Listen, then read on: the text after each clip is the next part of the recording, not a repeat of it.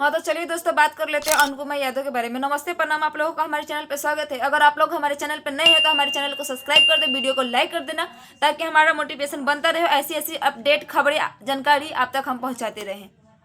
तो आप सभी को बता देते हैं कि अनुपमा यादव तो अपना शादी का घोषित कर ही चुकी थी। आस्था सिंह के शादी के समय वहाँ स्टेज शो पे उन्होंने बता दिया था कि मेरा शादी हम जल्दी करने वाले हैं, 2025 ना सही 2026 में हमारी शादी होगी।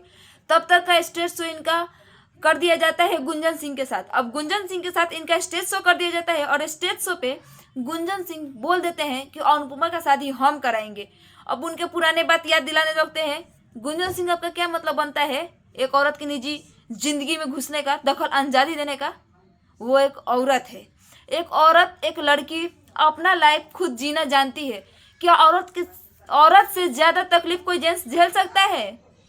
उस जब से पैदा होती है ना, तब से एक औरत तकलीफ में ही पैदा होती है और जब ख़त्म भी होती है ना, तो तकलीफ में ही ख़त्म होती है। आप आदमी क्या जानोगे औरत की ज़िंदगी की कीमत? कभी नहीं जान पाओगे। और आप शादी कराओगे तो अनुपमा शादी करेगी? अरे जाओ ना, वो आज चाहे ना तो आज 10 को लड़का सामने खड़ा हो जाएगा उसका शादी करने के लिए, ठीक है ना। आपके कहने से वो शादी नहीं करेगी और आपके मना करने से वो मानेगी भी नहीं।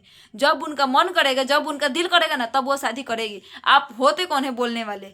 और उनके पुराने जिंदगी के बारे में स्टेज शो पे ये खुलेआम बातें करने का क्या मतलब है?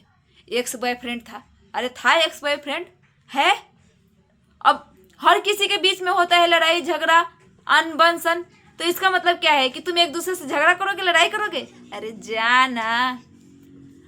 तो अगर हमारे अनुपमा यादव के बारे में अपडेट कैसा लगा कमेंट करके जरूर बताइएगा। वीडियो पसंद आए तो लाइक कर देना, चैनल को सब्सक्राइब कर देना। जय श्री राम दोस्तों।